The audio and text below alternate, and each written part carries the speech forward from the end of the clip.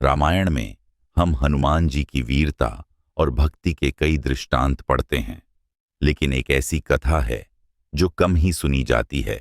जब स्वयं काल, मृत्यु के देवता को हनुमान जी ने चुनौती दे दी थी। जब रावण वध के बाद भगवान श्री राम अयोध्या लौटे और राज्याभिषेक हुआ तो सब कुछ शांत प्रतीत होने लगा।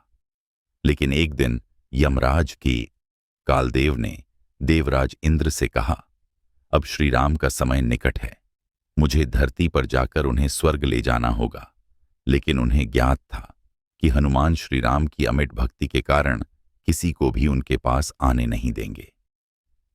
यमराज ने एक चाल सोची।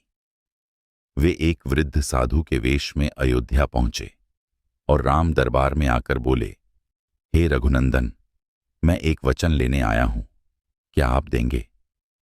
राम मुस्कुराए। राजा का धर्म है वचन देना, कहिए। साधु ने कहा, आप मुझे एकांत में बिना किसी रुकावट के 5 क्षण देना होगा। राम ने हां कर दी। लेकिन तभी हनुमान जी को शंका हुई।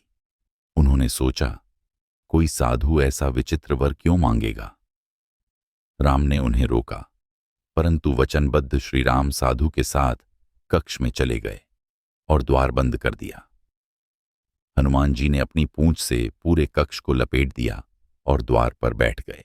भीतर यमराज ने राम से कहा, हे प्रभु, अब समय है, आपको लोकों से पार ले जाना है।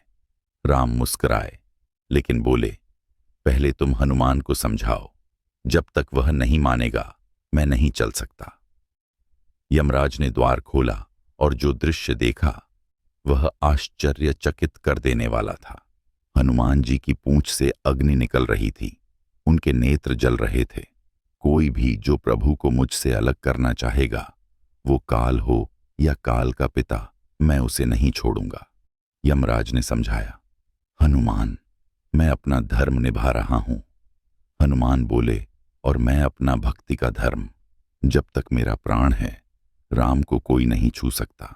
इस पर श्री राम ने स्वयं बाहर आकर हनुमान को समझाया, पवन पुत्र, ये जीवन नश्वर है, लेकिन मेरी भक्ति में तुम्हें अमरत्व का वरदान है।